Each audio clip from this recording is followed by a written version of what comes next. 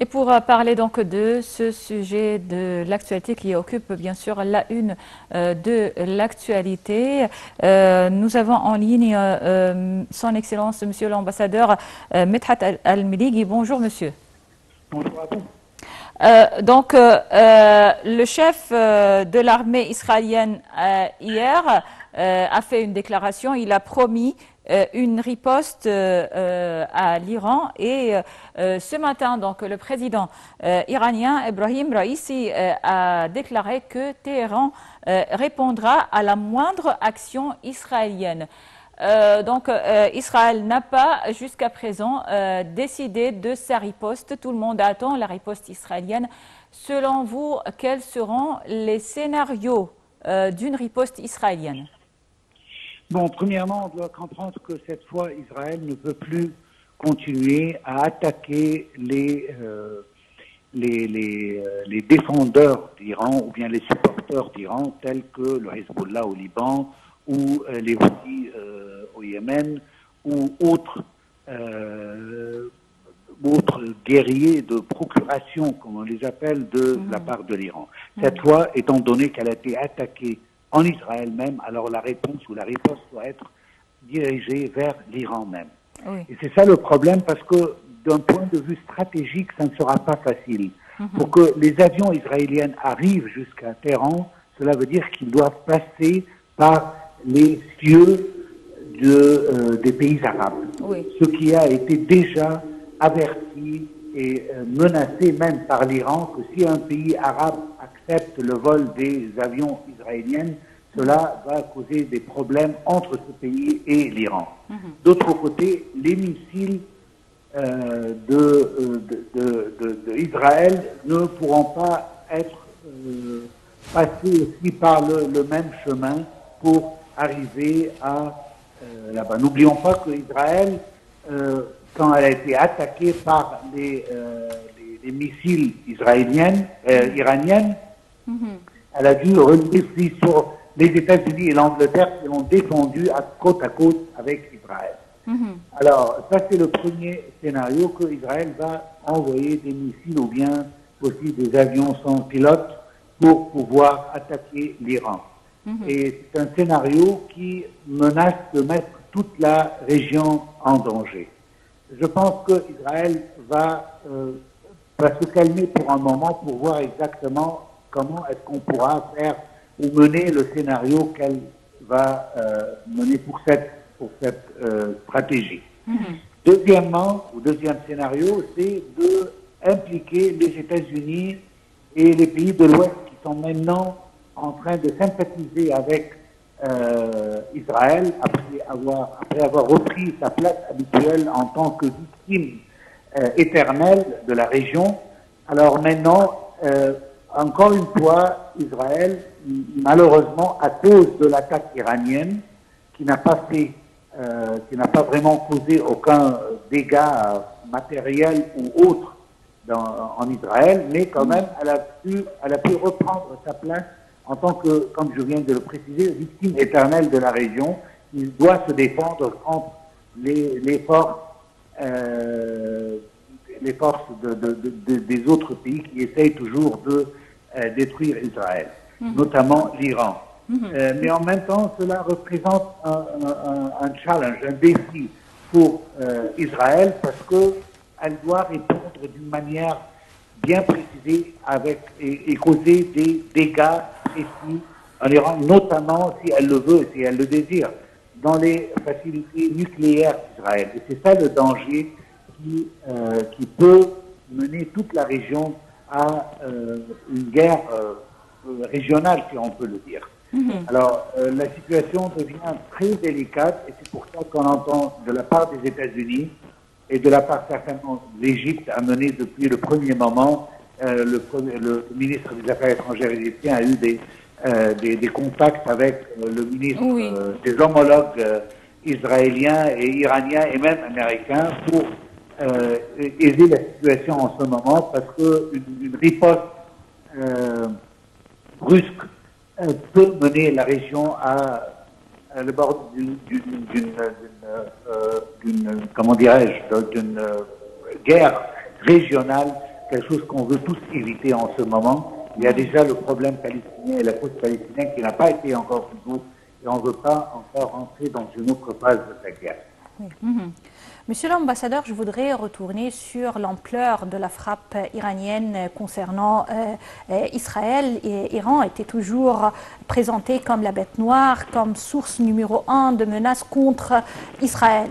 Avec l'ampleur de cette frappe, comme vous l'avez mentionné, qui n'a causé ni dégâts ni rien du tout, juste une action, si vous voulez, théâtrale qui n'a rien vraiment de concret sur la scène politique et stratégique. Ça signifie quoi? Même s'il y aura des aspects de guerre entre les deux pays, ça signifie que l'Iran est un ennemi faible ou l'Iran a uniquement voulu provoquer Israël par cette frappe?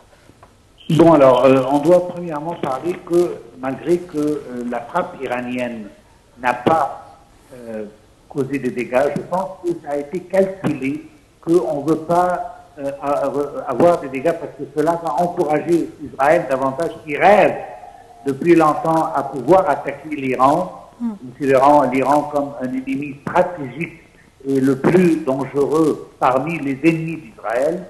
Mais je pense que l'Iran quand même a gagné beaucoup de points positifs malgré qu'ils n'ont pas causé des dégâts ou des morts parmi les Israéliens. La première chose, c'est le bénéfice militaire et stratégique de changer les règles d'engagement.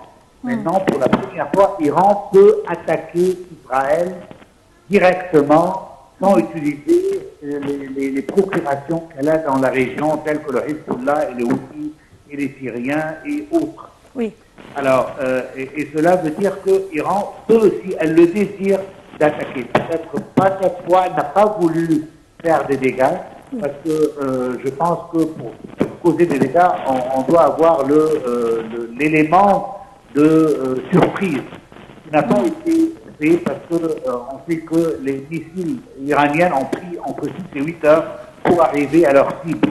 Ce qui veut dire que tout le monde était déjà averti de la situation et Israël, les États-Unis, l'Angleterre et tous les pays qui soutiennent Israël étaient prêts pour se défendre contre les attaques iraniennes. Alors là, on doit dire que c'était calculé. Il y avait même une question d'organisation, de coordination avec les États-Unis en ce qui concerne cette frappe iranienne. Oui. Deuxièmement, c'est que les résultats de ces missiles ont exposé des systèmes de défense israélienne. Maintenant, les Iraniens savent plus qu'avant comment est-ce que Israël se défend. De sorte que s'il y aura une prochaine frappe, je pense que ça sera plus précise que la dernière fois et que ça va faire beaucoup plus de dégâts que cette fois. Et en même temps, Israël, d'autre côté, doit comprendre que sa suprématie contre les pays qui l'entourent, et y inclut l'Iran, n'est pas une suprématie éternelle. Que maintenant, l'Iran peut arriver si elle le désire, et il y aura aussi d'autres pays qui peuvent le faire s'ils le désirent. Oui. Alors, la question, c'est que malgré qu'on n'a pas achevé les résultats que nous, on espère, s'il y avait une attaque, on espère, je veux dire qu'on attend avec des engagements pareils qu'il y aura des morts et il y aura des dégâts.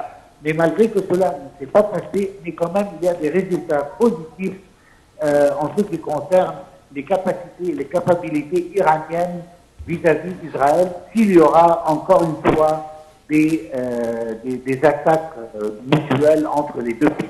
C'est pour ça que l'Égypte et aussi les États-Unis, on essaye à tout point de garder la situation telle qu'elle est maintenant. Israël, n'oublions pas que c'est très important, que c'est une riposte iranienne et ce n'est pas une attaque agressive de la part d'Iran sans raison. Oui. Au contraire, c'était une attaque provoquée par Israël qui a fait 13 morts, dont 7 étaient des généraux et des responsables iraniens au sein du consulat iranien à Damas, ce qui veut dire qu'il y a eu 2 violations du droit international par Israël, comme d'habitude. Le premier, c'est d'attaquer une mission diplomatique, Et deuxièmement, c'est d'attaquer la souveraineté d'un pays membre des Nations Unies, qui est la Syrie. Alors, il y a deux violations contre, contre ces deux pays et contre le droit international. Et c'est pour ça qu'il y a eu une riposte iranienne dirigée contre Israël. Et c'était, je pense, de mon point de vue, et même du point de vue américain, tel qu'on l'a entendu, que c'était à un certain degré justifié. Oui, si Israël pense à continuer, alors la fois prochaine serait beaucoup plus différent que la fois dernière. Je pense que l'Iran va utiliser une force qui est beaucoup plus agressive si elle sera en danger en n'importe quel moment. Oui, oui. Monsieur l'ambassadeur, comme vous le savez, donc, et vous avez mentionné que le consulat iranien à Damas a été attaqué par Israël. Il y a eu des morts et donc l'Iran avait le droit de répondre et de mener une riposte à Israël. Alors là, on voit donc les États-Unis et les pays occidentaux, ce qu'on appelle donc entre parenthèses la communauté internationale, qui condamne la riposte de l'Iran, même si elle n'était pas d'une grande ampleur comme par exemple la riposte d'Israël à l'attaque de Hamas. Alors il y a là la politique de poids, de mesures. Et est-ce que l'Iran, par exemple, n'avait pas le droit légitime de répondre à une attaque contre son consulat qui représente l'ambassade, qui représente même le territoire du pays même? Exactement. Vous avez totalement raison. C'est encore une fois une preuve de double mesure utilisée par l'Ouest en général, qu'on n'a pas entendu les mêmes condamnations. Et j'utilise le mot condamnation parce que c'était le mot utilisé contre l'Iran après ces attaques il y a 4 jours.